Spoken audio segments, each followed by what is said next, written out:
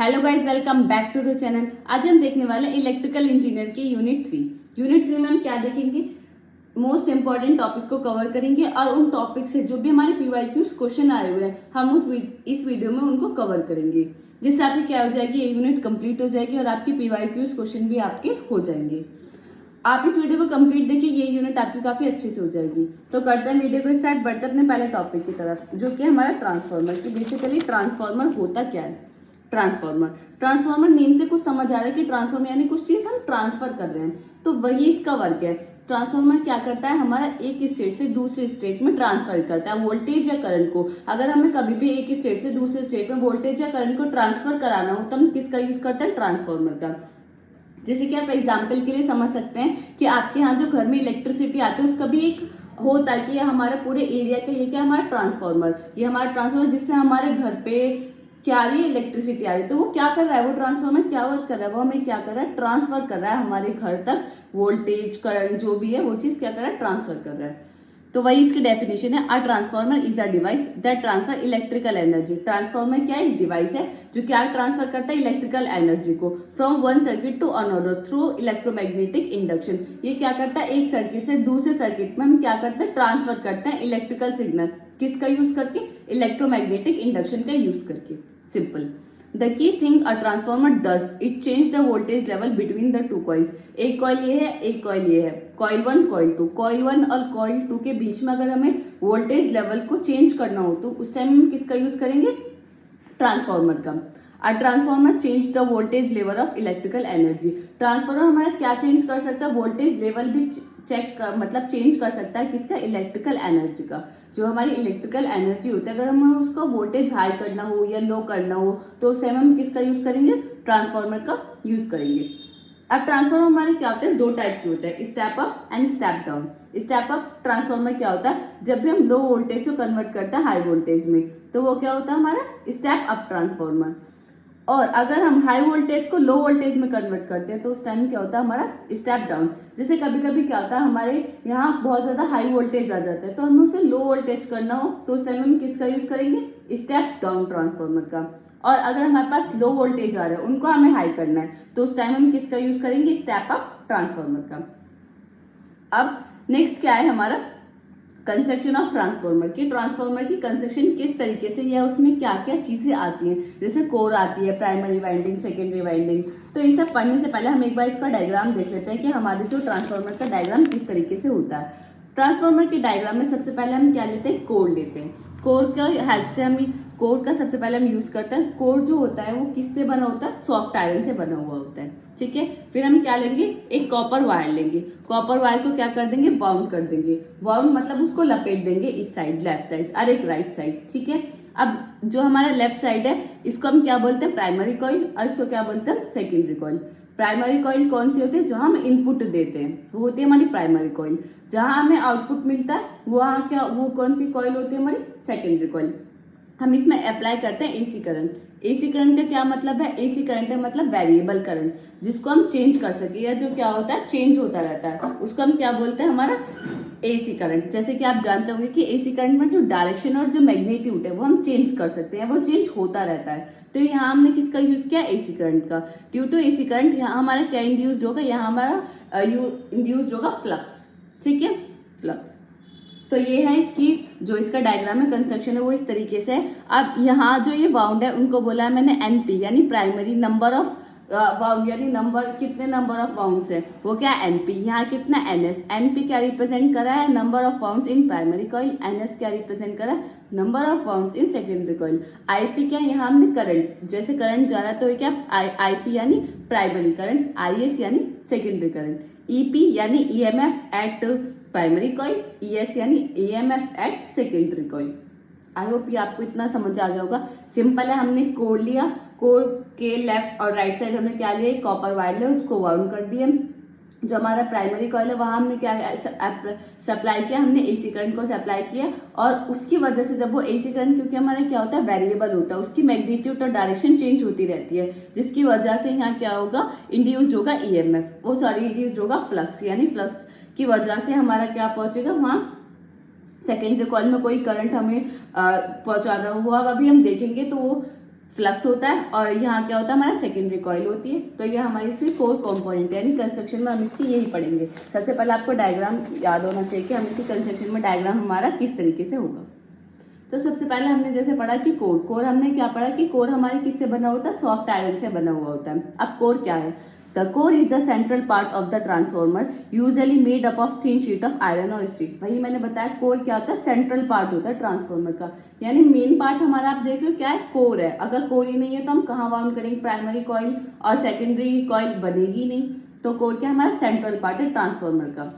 The core help to efficiently direct the magnetic field created by the electric current। Core क्या help करता है कि हमारी की डायरेक्ट हम मैग्नेटिक फील्ड को क्रिएट कर सकें बाय द इलेक्ट्रिक करंट। जो हमारी इलेक्ट्रिक करंट है, जैसे कि आपने देखा कि प्राइमरी कॉइल में हमने क्या करंट अप्लाई किया, आईपी, और उसमें क्या किया, आईएस। तो ये क्या कहता है, कोर हमारा यूज होता है कि जो हम करंट है, जो हमारा करंट है, जो हम करंट दे रहे हैं तो उसके अराउंड क्या प्रोड्यूस कर सके, मैग्नेटिक फील्ड। जैसे आप एग्जाम्पल के लिए समझ सकते हैं, हमारे पास एक वायर है, इस वायर में हम क्या कर रहे हैं, करंट को भेज रहे हैं। तो आपको पता है जैसे हम करंट को भेजेंगे तो इसका अराउंड ऑटोमेटिकली क्या प्रोड्यूस हो जाएगी, मैग्नेटिक फील्ड। तो वो ये कहना चाह रहा है, ठीक है। नेक्स्ट हमारी वाइंडिंग हमने क्या पढ़ी, दो टाइप की पढ़ी। There are two type of winding, primary winding and secondary winding. अब प्राइमरी वाइंडिंग क्या होती है, this coil is connected to the input power supply. Primary winding वो होती है जहां से हम इनपुट देते हैं, वो क्या होती है हमारी प्राइमरी वाइंडिंग। सेकेंडरी वाइंडिंग जैसे मैंने आपको बताया जहां से हमें आउटपुट मिलेगा, वो क्या होती है हमारी सेकेंडरी वाइंडिंग। एक होता है इसमें insulation materials like paper coil are use to keep the coil and other part of the transformer safe from electrical fault. Electrical fault से बचने के लिए हम किसका यूज करते हैं, इंसुलेशन मटेरियल्स का यूज करते हैं, ताकि जो हमारा ट्रांसफॉर्मर है उसमें कोई फॉल्ट ना हो या हमारा जो ट्रांसफॉर्मर है वो खराब ना हो। तो वो इंसुलेशन मटेरियल्स क्या क्या होते हैं, वो हमारे हो सकते हैं पेपर हो सकता है, ऑयल हो सकता है, ठीक है।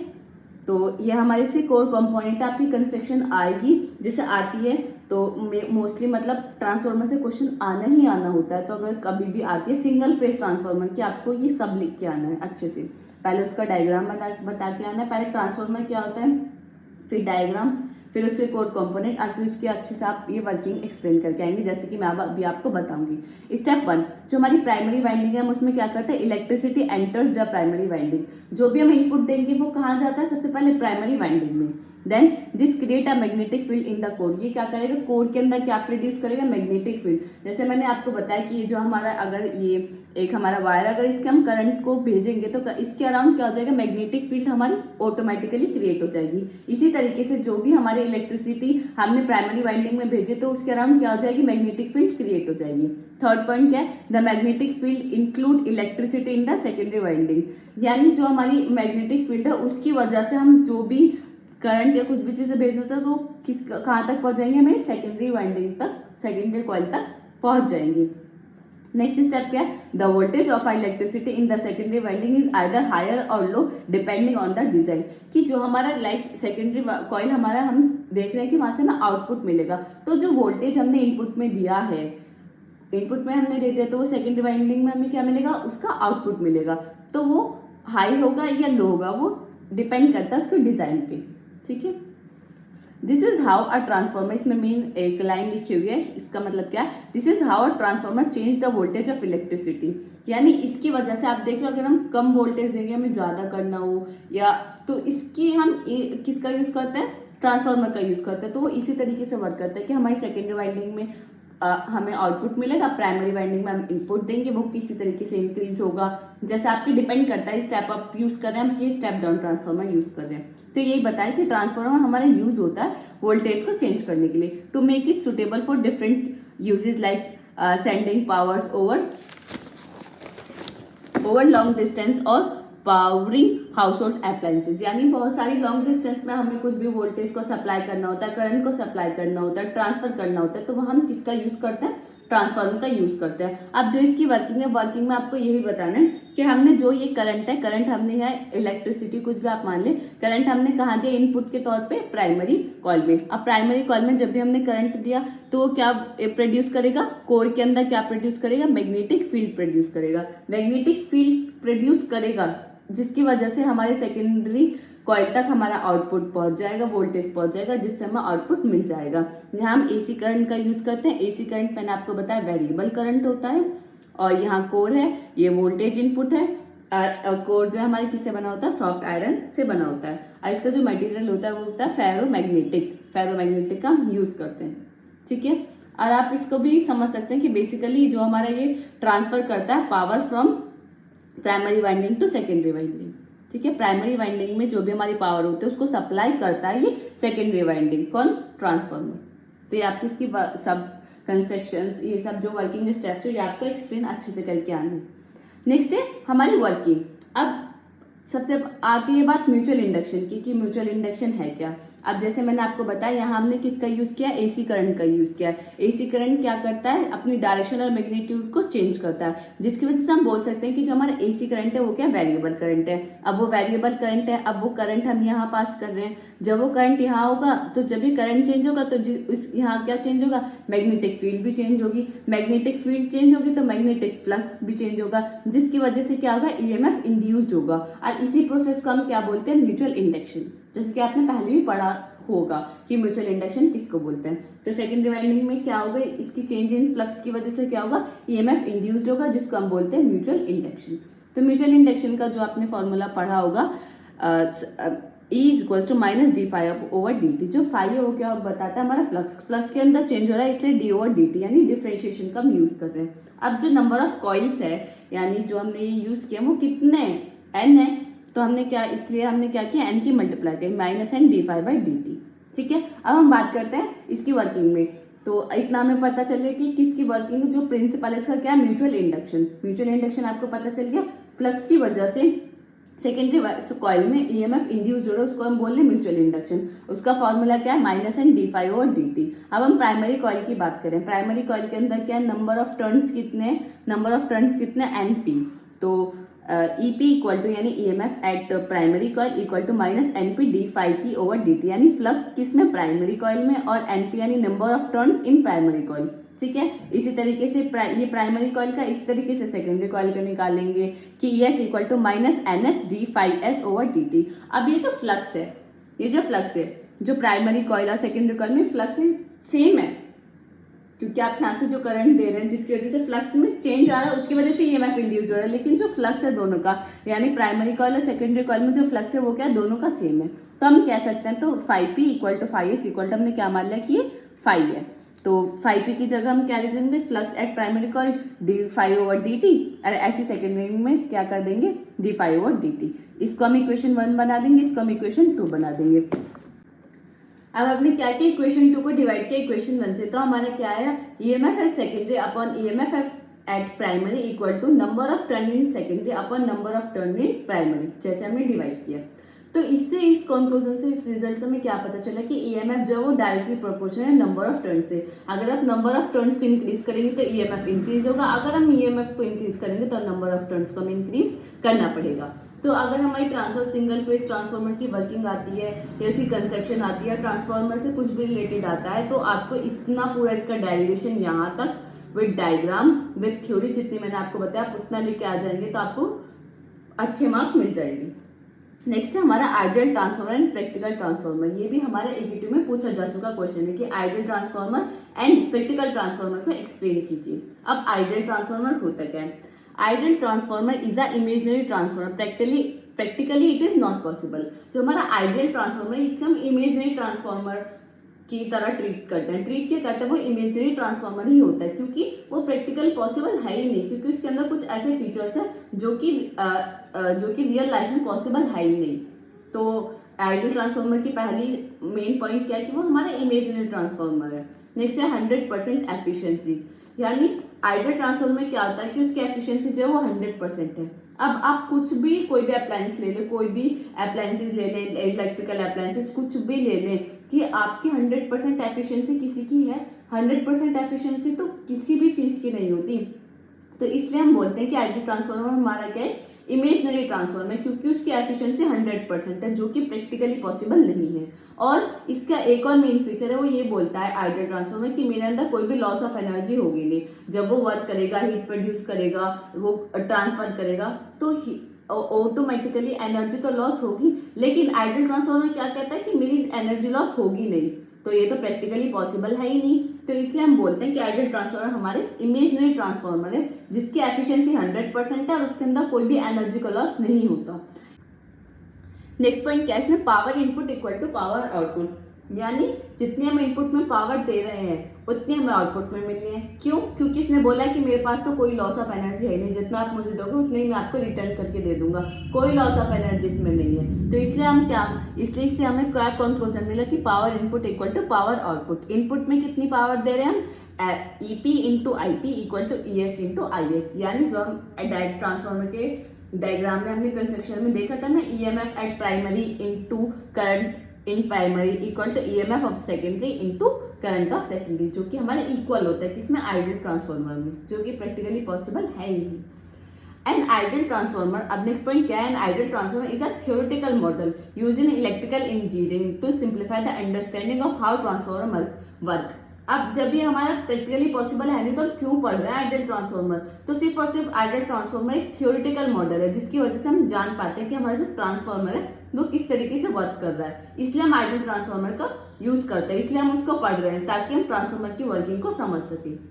अब इसने बोला कि no energy loss, no energy loss यानी in ideal transformer no energy of loss take place, यानी जब भी हम इनपुट से आउटपुट में कोई भी चीज भेजेंगे या कोई भी चीज उसको ट्रांसफर करेंगे तो कोई भी एनर्जी का लॉस नहीं होगा। नेक्स्ट क्या है, perfect magnetic coupling.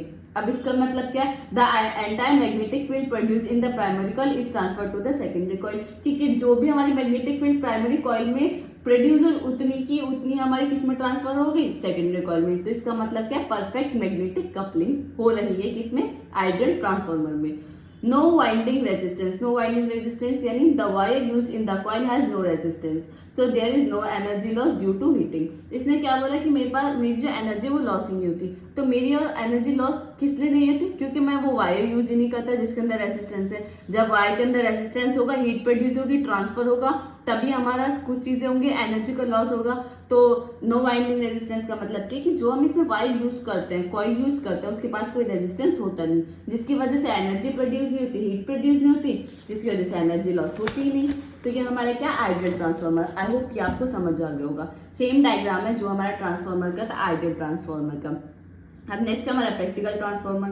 Practical transformer just इसका अपोजिट है, जो कि हमारे रियल में हम यूज करते हैं, जो कि रियल में एग्जिस्ट करता है। A practical transformer is what actually exists in real world applications. Practical transformer क्या है, जो actually exist करता है, जिसको हम real world में use करते हैं। अब एनर्जी लॉसेज इसमें क्या है, some energy is always lost as heat due to the resistance of the copper wire. अब कॉपर वायर का मैंने आपको बताया कि जैसे हम इसकी कंस्ट्रक्शन में देखें तो यहाँ हमने क्या यूज किया था, कॉपर वायर को यूज किया था।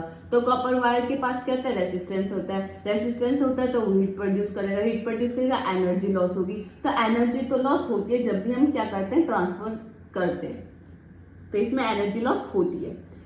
इम्परफेक्ट मैग्नेटिक कपलिंग, वही उसमें क्या था, मैग्नेटिक, उसमें क्या था, परफेक्ट मैग्नेटिक कपलिंग थी। परफेक्ट मैग्नेटिक कपलिंग यानी कि जो भी हम मैग्नेटिक फील्ड प्राइमरी कॉइल में दे रहे हैं वो हमारी टोटली ट्रांसफर हो रही है सेकेंडरी कॉइल में। इसमें क्या है, not all the magnetic field line from the primary coil pass through the secondary coil leading to the leakage inductance. इसमें कुछ लीकेज आ जाता है जिसकी वजह से हमारी जो कि सारी मैग्नेटिक फील्ड है वो प्राइमरी कॉइल से सारी की सारी ट्रांसफर नहीं हो पाती, कुछ लॉस हो जाती है, कुछ लीक हो जाती है। किसमें, प्रैक्टिकल ट्रांसफार्मर, जो कि आपको लग भी रहा होगा कि प्रैक्टिकली पॉसिबल है ये। आप कोई चीज एक लॉन्ग डिस्टेंस में कोई करंट वोल्टेज भेजो तो उसमें कोई ना कुछ वेरिएशंस आएगा ही आएगा। नेक्स्ट है वाइंडिंग रेजिस्टेंस। वाइंडिंग रेजिस्टेंस यदि हम कॉपर वायर के यूज कर रहे हैं, कॉपर वायर के अंदर रेजिस्टेंस होता है, वही इसमें लिखा है the wire in the coil has some resistance which cause power loss and heating, जिसकी वजह से क्या होती है, कुछ पावर लॉस होती है और हीट भी प्रोड्यूस करता है वाइल ट्रांसफरिंग। तो ये इसका डायग्राम है प्रैक्टिकल ट्रांसफार्मर का, सिंपल ये आपका डायग्राम, इसको आप एक बार देख लें। Practical I hope practical and ideal transfer आपको सिंपल क्लियर होगा, बहुत इजी लैंग्वेज में लिखा हुआ है। आपको एक बार खुद से पढ़ेंगे तो आपको भी समझ आ जाएगा कि आइडियल और प्रैक्टिकल ट्रांसफार्मर है क्या। नेक्स्ट टॉपिक हमारा क्या है, एनर्जी लॉसेस ट्रांसफार्मर। कि जो हम बोल रहे हैं कि एनर्जी लॉस हो रही है, लेकिन वो एनर्जी किस तरीके से लॉस हो रही है, किन फैक्टर्स है जिनकी वजह से ट्रांसफार्मर के अंदर एनर्जी लॉसेज हो रही है। तो ये भी हमारा मोस्ट इंपॉर्टेंट टॉपिक है जिससे एकेटीव में क्वेश्चन पूछा जा चुका है। सिंपल और सेम क्वेश्चन आए थे कि एनर्जी लॉसेज इन ट्रांसफार्मर को आपको एक्सप्लेन करना था। There are 4 factors. पहला क्या, फ्लक्स लीकेज, दूसरा क्या है रेसिस्टेंस ऑफ वाइंडिंग, तीसरा क्या है हिस्टैरिसीस लॉस, फोर्थ क्या है एडी करंट लॉस। तो अब हम इन चारों को पढ़ेंगे। पहले क्या हमारा फ्लक्स लीकेज। फ्लक्स लीकेज किस तरीके से फ्लक्स हमारा लीकेज होगा, जैसे कि हम जानते हैं ये हमारा डायग्राम है ट्रांसफार्मर का। तो हमारे क्या होता है प्राइमरी वाइंडिंग सेकेंडरी वाइंडिंग, इतना पता है हमें। यहाँ हम क्या करते हैं एसी इनपुट देते हैं, एसी करंट को सप्लाई देते हैं, इनपुट में एसी करंट देते हैं। एसी करंट को हम जब क्या जानते हैं, एसी करंट क्या है चेंज इन करंट यानी वेरिएबल करंट। वेरिएबल करंट है, करंट की वजह से हमारी क्या प्रोड्यूस होती है मैग्नेटिक फील्ड प्रोड्यूस होती है। मैग्नेटिक फील्ड भी क्या होगी, जब हमारा करंट चेंज होगा तो मैग्नेटिक फील्ड भी चेंज होगी। मैग्नेटिक फील्ड चेंज होगी तो हमारे यहाँ जो फ्लक्स है, फ्लक्स जो हो रहा है, फ्लक्स भी हमारे क्या होगा जो प्रोड्यूस हो रहा है फ्लक्स भी चेंज होगा। तो चेंज इन फ्लक्स, जो फ्लक्स हमारा चेंज होगा, ठीक है, यहाँ जो हमारा फ्लक्स चेंज हुआ उसकी वजह से हमारे क्या होगा लॉसेस होगा यानी लीकेज होगा। यानी अगर हमारी 100% हम दे रहे हैं कुछ इनपुट में, तो हमारा सिर्फ सेकेंडरी वाइंडिंग तक आउटपुट में कितना पहुंचेगा 80%, यानी हमारा जो लॉस हुआ वो कितना हुआ 20%, यानी हमारा फ्लक्स लीकेज हो गया। फ्लक्स लीकेज किसकी वजह से हुआ, हमारे फ्लक्स चेंज की वजह से। अब फ्लक्स किसकी वजह से चेंज हुआ, एसी करंट की वजह से। तो ये सब आपको इसमें लिखना है कि फ्लक्स लीकेज में हमने ये है कि हमारा एसी करंट, फिर फ्लक्स चेंज हुआ। फ्लक्स चेंज हुआ तो हमारा जो कोर मटेरियल के अंदर जो हमारा फ्लक्स है वो चेंज हुआ। फ्लक्स चेंज हुआ तो हमारा जो सेकेंडरी कॉइल तक, सेकेंडरी कॉइल तक जो हमें आउटपुट पहुंचाना था उसमें हमारे कुछ ना कुछ लॉसेज हुए, जिसको हम बोलते हैं फ्लक्स लीकेज। ठीक है, आगे भी आपको समझ आ गया होगा। Next is resistance of winding. Resistance of winding का मतलब क्या है कि हमारा जो ये वायर है किससे बना हुआ है, कॉपर से। कॉपर के अंदर क्या होता है रेसिस्टेंस होता है, यानी उसके अंदर क्या होता है हीट प्रोड्यूस करेगा। हीट प्रोड्यूस करेगा तो क्या होगा एनर्जी लॉस होगी, सिंपल। ये तो इसमें तो कुछ ऐसी दिक्कत नहीं है कि कॉपर वायर हमने इसलिए यूज किया, उसके अंदर रेसिस्टेंस होता है तो एनर्जी लॉस तो होगी, जिसकी वजह से हमारी हीट प्रोड्यूस होगी। हीट प्रोड्यूस होगी तो हमारी एनर्जी लॉस होगी।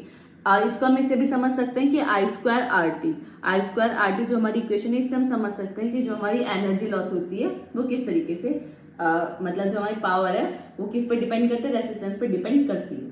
ठीक है, यानी एनर्जी लॉस हमारा रेसिस्टेंस पर डिपेंड करता है। थर्ड हमारा हिस्टेरिसिस लॉस। हिस्टेरिसिस लॉस क्या होता है, हिस्टेरिसिस लॉस क्या है कि जो हम एसी करंट अप्लाई कर रहे हैं इनपुट में वो क्या कर रहा है चेंज है, यानी change in current. Change in current होगा, यहाँ मैग्नेटिक फील्ड है, मैग्नेटिक फील्ड भी चेंज होगी। मैग्नेटिक फील्ड भी चेंज होगी तो जो हमारा कोर मटेरियल है इसके अंदर क्या होगा इसके अंदर क्या हो जाएगा मैग्नेटाइज और डीमैग्नेटाइज हो जाएगा। मैग्नेटाइज और डीमैग्नेटाइजेशन की वजह से हमारे क्या होगा हिस्टेरिसिस लॉस अकर होगा। इसमें हम आयरन, सॉफ्ट आयरन का भी यूज करते हैं, स्टील का भी यूज करते हैं। तो क्या है इसका डायग्राम है जिससे हम बता सकते हैं कि हिस्टेरिसिस लॉस हमारा कितना होगा। ये हमारा मैग्नेटाइजेशन, ये हमारा डीमैग्नेटाइजेशन। तो क्या होता है हमारा हिस्टेरिसिस लॉस। अब बात करते हैं हम एडी करंट की। एडी करंट यानी एडी करंट और loop of electric current that are created when a conductor is exposed to the changing in magnetic field। Eddy current भी हमारा किसकी वजह से होता है, जब भी हमारे मैग्नेटिक फील्ड के अंदर चेंज होता है वो भी हमारा एडी करंट प्रोड्यूस हो, एडी करंट होता है। एडी करंट लॉसेज यानी हम यहाँ वही एसी करंट को प्रोड्यूस कर रहे हैं, यहाँ सब चीजें चेंज हो रही हैं तो कुछ ना कुछ लॉसेस होंगे। मैग्नेटिक फील्ड जब चेंज होगी, जब चेंज इन मैग्नेटिक फील्ड होगा तो जो हमारा करंट है वो भी हमारा चेंज हो जाएगा। जब हमारा कुछ करंट चेंज होगा तो उस करंट को हम क्या बोलते हैं कि एडी करंट, वही मैंने लिखा। और जो एडी करंट होता है ना वो ऐसे होता है लूप में, इस तरीके से कुछ।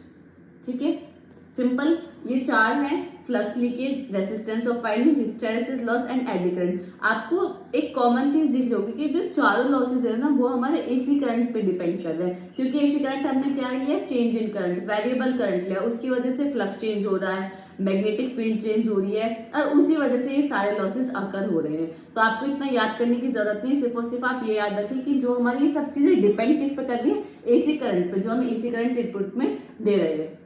भाई आपको जब भी आएगा तो इसका डायग्राम बता के आना है, बनाकर आना, और डायग्राम के साथ साथ जो मैंने आपको बताया वो आपको अच्छे से एक्सप्लेन करके आना है, और खुद की जो आपको समझ आए वो भी आपको लिख कर आना है। ठीक है, आई होप आपको समझ आ गया होगा। हमारा जो नेक्स्ट क्वेश्चन है जो कि हमारा एकेटिव BC में पूछा जा चुका है। तो क्वेश्चन था क्या, आपको ड्राइव करना था EMF equation in single phase, और एक सिंगल फेज के ऊपर आपको क्या गिवन था, न्यूमेरिकल गिवन था। अब आपको न्यूमेरिकल में क्या बताना था, आपको आयरन लॉस बताना था और कॉपर लॉस बताना था कि ट्रांसफार्मर के अंदर कितना आयरन लॉस हुआ और कितना कॉपर लॉस हुआ। अब जो हमारे ट्रांसफार्मर लॉसेज होते हैं वो हमारे दो टाइप के होते हैं, आयरन लॉस होता है और एक कॉपर लॉस होता है। इससे थ्योरी पार्ट नहीं आता, इससे हमेशा जो आता ही आता है वो हमारे क्या आता है न्यूमेरिकल पोर्शन आता है, जो कि आप बहुत इजीली कर लोगे। सिर्फ आपको क्या पता होना चाहिए, इसका फॉर्मूला पता होना चाहिए, वैल्यूज पुट करनी है, सिंपल आपको अच्छे से करना है। तो पहले हम डेरिवेशन देख लेते हैं कि सिंगल फेज ट्रांसफार्मर के ईएमएफ इक्वेशन के डेरिवेशन किस तरीके से। अब फर्स्ट क्या, let the flux at any instant be given by, जैसे हम फ्लक्स की बात कर रहे हैं, हमने अभी ट्रांसफार्मर में बात करी कि फ्लक्स की, जो हम फ्लक्स की बात कर रहे हैं, ये जो फ्लक्स है फाई, जो इसकी जो वैल्यू होती है वो होती है phi M sine omega T. जो हमारा ये फ्लक्स होता है ना, वो आपने पढ़ा भी होगा, जो फाई होता है flux phi M sine omega T होता है, ये हम जानते हैं। अकॉर्डिंग टू फैराडे लॉ के अकॉर्डिंग हमने पढ़ा है कि ईएमएफ कितना होता है, minus N D phi over D T. अब हमें पता है कि फाइव फ्लक्स की वैल्यू क्या होती है किसी भी इंस्टेंट गिवन पॉइंट पे, five M sine omega T, तो फाइव की जगह क्या रख दी, five M sine omega T, और एन और फाइव एम क्या है, हमारी कॉन्सेंट है, तो इनको मैंने क्या निकाल लिया, बाहर निकाल लिया। अब डी ओवर डी टी यानी डिफ्रेंशिएशन करना है आपको किसका, साइन ओमेगा टी का, ठीक है।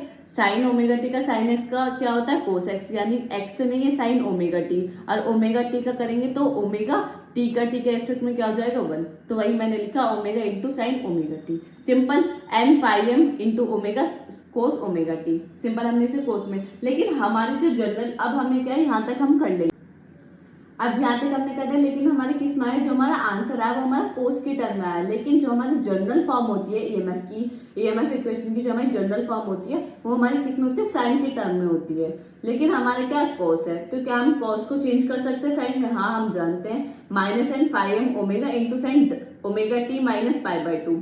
अगर हम एंगल में माइनस पाई बाय 2 कर लें, मतलब माइनस 90 कर लें, तो वो क्या होता है, उसको हम कोस भी लिख सकते हैं। आपने पढ़ा हुआ कोस 90 माइनस थीटा, आपने ट्रिग्नोमेट्री में पढ़ा होगा कि अगर हम साइन के एंगल में से हम माइनस कर दें 90 तो हमारा कोस ही होता है, तो हमने इसे साइन में चेंज कर लिया, सिंपल। अब यहाँ तक आपने साइन में चेंज कर लिया, अब कंपेयर करेंगे आप जनरल इक्वेशन से। जनरल इक्वेशन क्या होती है, E M one sine omega T plus sine, तो उससे कंपेयर करेंगे हम, ई एम की वैल्यू निकालेंगे, phi M two pi F N one, two pi F यानी ओमेगा की वैल्यू जो होती है वो हमारी क्या होती है, टू पाई एफ, यहाँ मैंने ओमेगा की वैल्यू रखी है, कभी आप सोचो कि ये 2 पाई एफ कैसे आ गया, ओमेगा की वैल्यू क्या होती है 2 pi F into N one.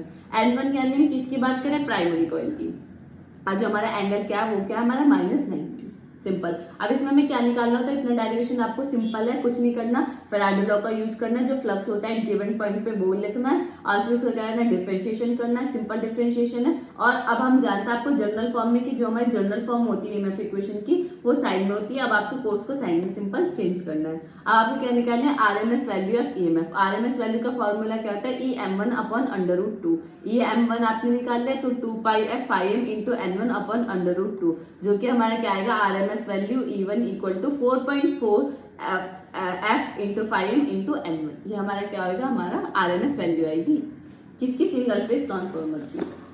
अब ऐसी N1 यानी प्राइमरी कॉइल की बात कर रहे हैं, ऐसी सेम सेकेंडरी कॉइल की बात करेंगे तो N2 आ जाएगा, सिंपल। और फ्लक्स हमने जाना कि हमारा जो एंगल है वो कितना है, 90 डिग्री, सिंपल। आपको यहाँ तक डेरिवेशन करके आना था। नेक्स्ट में क्या पूछा था आपसे, आयरन लॉस और कॉपर लॉस आपसे पूछा था, तो आयरन लॉस और कॉपर लॉस के लिए आपको फॉर्मूला पता होना चाहिए, जो कि फॉर्मूला क्या होता है, N equal to X into K V into P F power factor upon X into K V into power factor plus copper वो iron loss plus copper loss into X square into 100, ये हमारे क्या होता है इसका formula, जो कि आपको लर्न होना ही चाहिए, बिल्कुल एकदम अच्छे से आप लर्न कर लो। अब इन्होंने क्या बोला, अब हम क्वेश्चन एक बार दोबारा से पढ़ेंगे कि इन्होंने क्वेश्चन में क्या बोला है। आप क्वेश्चन में देखोगे ना, उन्होंने बोला कि a single phase 100 kVA 6.6 kV in 230 volt 50 Hz frequency वगैरह गिवन है, ट्रांसफार्मर हैज 90% एफिशिएंसी, यानी जो हमारा ट्रांसफार्मर उसकी एफिशिएंसी कितनी है 90%, ठीक है। ऑफ 0.8 लैगिंग पावर फैक्टर भी गिवन है 0.8, both the full load and at half load. अब इसने बोला आपको जो आयरन लॉस और कॉपर लॉस निकालना है, एक फुल लोड पे निकालना है, एक हाफ लोड पे निकालना है, फुल लोड पे और हाफ लोड पे, सिंपल। और उसमें आपको बताना है कि आयरन लॉस और कॉपर लॉस कितना होगा। अब हमें जो फॉर्मूले में किसकी रिक्वायर्ड है, एक्स हमारा क्या बताता है, फुल लोड है हाफ लोड है, ठीक है। वो हम देखेंगे कि फुल लोड पे एक्स की वैल्यू क्या होती है, हाफ लोड पे एक्स की वैल्यू क्या होती है। केवी है वो हमें गिवन है 100, ठीक है। अब नेक्स्ट आता है पावर फैक्टर भी गिवन है 0.8, पावर फैक्टर आप देखोगे ना, पावर फैक्टर क्या बोला है 0.8, और उसने क्या, और हमें क्या चाहिए, एफिशिएंसी चाहिए, एफिशिएंसी उसने गिवन है 90%, सिंपल, हमें सब चीजें गिवन है। एन जो हमारा ये रिप्रेजेंट करता है, एन होता है हमारा एफिशिएंसी, एक्स जो हमारा बताता है फुल लोड है हाफ लोड है, केवी हमें क्वेश्चन में गिवन होता है, पावर फैक्टर भी क्वेश्चन में गिवन होता है, ये copper loss iron loss into x square. अब फुल लोड, अब पहले हम बात करेंगे फुल लोड पे। फुल लोड पे जो एक्स की वैल्यू होती है वो हमेशा 1 होती है, हाफ लोड पे होती है 1/2 यानी 0.5। अच्छे से आप याद रखें, जब भी फुल लोड की बात है एक्स की वैल्यू 1, हाफ लोड पे बात है एक्स की वैल्यू 0.5। सिंपल, एन यानी एफिशिएंसी कितनी 90 इक्वल टू 1 इंटू 100 इंटू 10 की पावर 3 इंटू 0.8, इसको कन्वर्ट कर लिया। सिंपल, यहाँ से हमारी जो पहली इक्वेशन हमारी ये बनी, ठीक है। हाफ लोड पे क्या करेंगे यानी 0.5 इंटू 100 इंटू 10 की पावर 3 इंटू 0.8, इसको पूरा कन्वर्ट कर ले, ये हमारी इक्वेशन 2 आ गई। अब जैसे हम इक्वेशन 1 और इक्वेशन 2 को सॉल्व करेंगे तो हमारी जो इक्वेशन बनेगी वो क्या बनेगी, 90 P1 प्लस 90 P0 यानी कॉपर इक्वल टू दिस। इन दोनों को कैलकुलेटर से सॉल्व करेंगे तो कॉपर लॉस और आयरन लॉस हमारे पास सिंपल, हमारा कॉपर लॉस और आयरन लॉस आ गया। अभी हमारे किस में है, वॉट में आया। वॉट को किलोवाट में कन्वर्ट करने के लिए क्या करेंगे, मल्टीप्लाई करेंगे 1000 से, तो 1000 से मल्टीप्लाई करके हमारे ये कॉपर लॉस और आयरन लॉस आ जाएगा, जो कि क्वेश्चन में यही पूछा था। एक चीज और जो कि हमने क्वेश्चन में गिवन था, हमें किलोवाट एम्पियर में गिवन था यानी 100, तो हमें इसे किस में चेंज करना होगा, एम्पियर में चेंज करना होगा। एम्पियर में चेंज करने के लिए क्या करेंगे, 10 की पावर 3 से मल्टीप्लाई करेंगे, तो किस में चेंज हो जाएगा, एम्पियर में चेंज हो जाएगा। किलोवाट की आप जाते हैं ना, किलोवाट में क्या होता है 10 की पावर 3, तो सिंपल बस इसमें आपको ये ध्यान रखना है क्योंकि वो हमेशा आपको किलोवाट एम्पियर में गिवन होगा, तो आपको एम्पियर में चेंज करने के लिए क्या करना है, 10 की पावर 3 से मल्टीप्लाई करनी है। फुल लोड पे एक्स की वैल्यू क्या होती है, 1 होती है, हाफ लोड पे एक्स की वैल्यू क्या होती है, 0.5 होती है। सिंपल, आई होप ये क्वेश्चन आपको समझ आ गया होगा। ऐसे क्वेश्चन आने के बहुत ज्यादा चांसेस रहते हैं, जो कि क्वेश्चन आया हुआ भी है। नेक्स्ट क्वेश्चन जो था वो हमारा 2021-22 में पूछा गया था। 21-22 में क्या पूछा गया था, explain the performance of principle of operation of single phase transformer.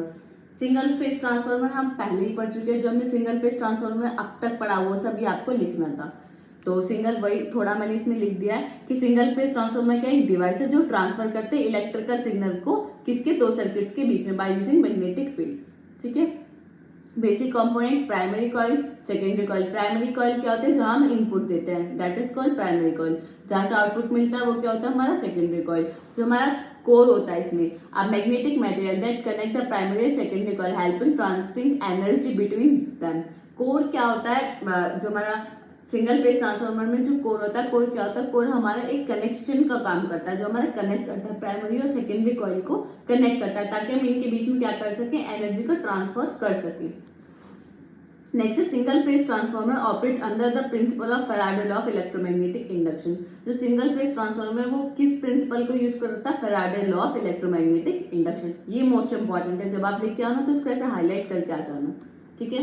Next क्या है, Faraday law is the law of electromagnetic induction that predict a magnetic field with interact with magnetic circuit to produce an electromotive force. में क्या है कि जब भी हमारी magnetic field interact करेगी मैग्नेटिक सर्किट के साथ, तो वो क्या प्रोड्यूस करेगी, इलेक्ट्रोमोटिव फोर्स प्रोड्यूस करेगी। वही इसी के प्रिंसिपल पे क्या काम करता है, हमारा सिंगल फेज ट्रांसफार्मर वर्क करता है। Single phase transformer can either connected in serial और पैरेलल अरेंजमेंट। हम सिंगल फेज ट्रांसफार्मर को सीरियली भी अरेंज कर सकते हैं, पैरेलली भी अरेंज कर सकते हैं। और सिंपल आपको डायग्राम बना के आना है, कंस्ट्रक्शन वर्किंग अच्छे से एक्सप्लेन करके आनी है। नेक्स्ट क्वेश्चन क्या है, जो कि हमारा 21-22 में पूछा गया था, 100 केवीए में देखो मैंने आपको क्या बताया था, 100 केवीए यानी आपको इसे किस में चेंज करना पड़ेगा, एम्पियर में चेंज करना पड़ेगा। एम्पियर में कैसे चेंज करेंगे, 100 इंटू 10 की पावर 3, ठीक है। Single phase transformer has a iron loss of 600 watt. आपको आयरन लॉस गिवन है यानी पीआई गिवन है 600 watt, and CU loss is 1.5 kilowatt. ये क्या है, ये हमारे किलोवाट में गिवन है। किलोवाट को या तो वॉट में चेंज कर लो या वॉट को किलोवाट में चेंज कर लो। At full load current, full load पे यानी एक्स की वैल्यू क्या है 1। कैलकुलेट एफिशिएंसी यानी आपको एन पूछा है, तो पहला पॉइंट क्या है, full load and 0.8 lagging power factor. Power factor कितना है 0.8। फुल लोड यानी एक्स की वैल्यू क्या है 1। एफिशिएंसी पूछे, सिंपल आपको सब चीजें पता है, आप इसको कैलकुलेट कर सकते हो। कॉपर लॉस पता है, आयरन लॉस पता है, सिंपल। सेकंड में क्या पूछा, हाफ लोड। हाफ लोड यानी एक्स की वैल्यू क्या है 0.5 and unity power factor. Unity power factor यानी पावर फैक्टर की वैल्यू क्या है, यहाँ पावर फैक्टर की वैल्यू क्या है यहाँ 1, ठीक है। सिंपल आपको ये फॉर्मूला यूज करना और सिंपल आपको इसको सॉल्व करना है, तो ये आप खुद से ट्राई करके देखिए। बहुत इजी है, सिंपल, आपको मैंने बता भी दिया कि आपको किस तरीके से करना है। आई होप ये क्वेश्चन आपको समझ आ गया होगा। हमारा जो नेक्स्ट क्वेश्चन है, जो कि हमारा 81-21-22 में पूछा गया था, क्या था question? A transformer on no load has core loss of 50 watt. Core loss कितना है? 50 watt. Drawn a current of 2 ampere. Current कितना ड्रॉन किया उसमें? 2 एम्पियर। एंड इंड्यूस्ड ईएमएफ कितना है? 230 volt. Determine the no load power factor. Power factor पूछा था, no load power factor पूछा था, फिर क्या पूछा था? कोर लॉस करंट, फिर क्या पूछा था? Magnetize current. एक ही क्वेश्चन में आपसे 3 चीजें पूछ चुका अब तक, power factor, core loss current और मैग्नेटाइज करंट। और फिर क्या बोलता है कि आप ये तो निकालो और कैलकुलेट करो no load circuit parameter of transfer neglect winding resistance and leakage flux. Winding resistance हम पढ़ चुके हैं, लीकेज फ्लक्स भी पढ़ चुके हैं। अगर कुछ भी इस तरीके से इसमें लॉसेज होते हैं तो आपको क्या करना है? उसको नेग्लेक्ट करना और कैलकुलेट करना no load circuit parameter of the transformer. तो सिंपल, ये भी क्वेश्चन आपका काफी इजी है, लेकिन अगर आपको फॉर्मूले याद होंगे तो आप कर पाओगे, अदरवाइज नहीं कर पाओगे। तो इसमें गिवन डेटा हमारे पास क्या है? गिवन डेटा है हमारे पास कोर लॉस कितना गिवन है? 50 वाट। और नो लोड करंट यानी आई नॉट कितना गिवन है? 2 एम्पियर। और इंड्यूस्ड ईएमएफ कितना गिवन है? 230 वोल्ट। अब हमें पहला क्या पूछा था? No load power factor. अब नो लोड पावर फैक्टर का फॉर्मूला क्या होता है? पी कोर यानी copper equal to V I not into cos five. तो हमें गिवन है कोर लॉस कितना है? 50 इक्वल टू इंड्यूस्ड ईएमएफ कितना है? 230 इंटू करंट कितना है? 2 इंटू कोस फाइव। तो यहाँ से कोस फाइव की वैल्यू निकालेंगे तो अप्रोक्स 0.1087 हमारी आएगी। तो इसको ही हम बोलते हैं पावर फैक्टर। जब भी नो लोड पावर फैक्टर की बात आएगी तो सिंपल आपको क्या निकालना है? ये जो फाइव है ना, यही होता है हमारा नो लोड पावर फैक्टर। ठीक है, नेक्स्ट क्या है? Calculate core loss current. Core loss current को जिसको हम डिनोट करते हैं आई ओमेगा से, तो I omega equal to I naught cos five. तो ये हमें निकालना, आई नॉट क्या है? 2 इंटू कोस फाइव की वैल्यू पहले निकाल चुके हैं 0.1087। तो यहाँ से हमारा क्या आ जाएगा? कोर लॉस करंट आ जाएगा 0.2174 एम्पियर। आप एक बार कैलकुलेशन खुद से करके देखिए, कैलकुलेशन में मिस्टेक हो सकती है। अगर कोई भी मिस्टेक हुई है उसके लिए आई एम रियली सॉरी, एक बार आप खुद से जरूर करें। सिंपल, ये भी आपको फॉर्मूले कोर लॉस करंट का फॉर्मूला पता होना चाहिए, आई नॉट कोस फाइव। आपको सिंपल वैल्यू रखनी है तो आपको मिल जाएगा कोर लॉस करंट। नेक्स्ट क्या पूछा इसने? Magnetize current. आप जानते हैं कि जो हमारा आई नॉट करंट है, आई नॉट यानी आई नॉट जो हमारा करंट है यानी नो लोड जो करंट है वो हमारा इक्वल होता है I omega square plus I M square. I omega square हमने अभी निकाला, आई ओमेगा स्क्वायर क्या होता है? Core loss current. Core loss current ही होता है ना, और ये हमें कोर लॉस करंट होता है, आई नॉट हमें गिवन है और आई एम निकालना। मैग्नेटाइज आई एम क्या हमारा? Magnetise current. आई एम हमें निकालना है तो I M equal to under root I not square minus I omega square. I not की वैल्यू गिवन है 2 का स्क्वायर 4 हो जाएगा माइनस 0.2174 जो हम निकाल चुके हैं core loss current. Core loss current निकालेंगे तो इसका रूट करेंगे, आंसर निकालेंगे कैलकुलेटर से, वो आएगा 1.988 एम्पियर। तो क्या होगा हमारा? Magnetise current. आपको सिंपल अब तक क्या पूछा? Power factor, no load power factor यानी कोस फाइव निकालना है आपको। कभी भी वो पूछे कोर लॉस करंट तो आपको क्या निकालना? आई ओमेगा निकालना है। मैग्नेटाइज करंट यानी आई एम निकालना है। तो आपको फॉर्मूले याद होने चाहिए। अगर आपको फॉर्मूले याद है तो आपको सिर्फ वैल्यूज पुट करनी है। नेक्स्ट पूछा था नो लोड सर्किट पैरामीटर आपको बताना था। तो नो लोड सर्किट पैरामीटर यानी कैलकुलेट करना आपको आरसी एंड एक्सएम। आरसी क्या है? Core loss resistance. Core loss resistance का फॉर्मूला क्या होता है? V I square upon P core यानी कॉपर का। तो वी आई यानी इंड्यूस्ड ईएमएफ कितना गिवन है? 230 का स्क्वायर अपॉन कोर लॉस कितना गिवन है? 50। तो उसको कैलकुलेट करेंगे तो क्या आएगा? 1058 ओम। कैलकुलेट एग्जाम, आप इसको कैलकुलेट करेंगे। नो लोड सर्किट पैरामीटर्स हमारे यही दो होते हैं। तो इसका फॉर्मूला होता है V I upon I M यानी मैग्नेटाइज करंट। 230 हमें क्या गिवन है? ईएमएफ। और हमारा जो आई एम क्या है? Magnetise current. मैग्नेटाइज करंट हम पहले निकाल चुके हैं जो क्या है? 1.988 जो कि हमारा आ जाएगा 115.7 ओम। सिंपल, जब भी आपको नो लोड सर्किट पैरामीटर पूछेगा तो आपको क्या निकालना? Core loss resistance and XM. और सिंपल आपको ये फॉर्मूले लर्न होने चाहिए क्योंकि ये टोटल जो क्वेश्चन था ना, ये जो न्यूमेरिकल्स आते हैं इसमें न्यूमेरिकल्स टोटल हमारे जो फॉर्मूले बेस्ड आते हैं। आपको फॉर्मूला पता है तो आपको वैल्यू सिर्फ और सिर्फ पुट करनी है और आंसर निकालना है। ये वीडियो यहाँ फिनिश होती है। यहाँ आपने सारे टॉपिक्स को कवर किया है यूनिट 3 के विद PYQs क्वेश्चन। अगर आपको कोई भी डाउट है आप कमेंट सेक्शन में बता सकते हैं। अगर ये वीडियो आपको अच्छी लगे तो लाइक कमेंट शेयर करना ना भूलें। अगर आपको ये नोट्स चाहिए तो आप ज्वाइन कर सकते हैं हमारा टेलीग्राम चैनल, जिसका लिंक आपको डिस्क्रिप्शन में मिल जाएगा। आप उस लिंक पर जाकर ये नोट्स को परचेज कर सकते हैं। मिलता है किसी अगली वीडियो में। Thank you for watching this video.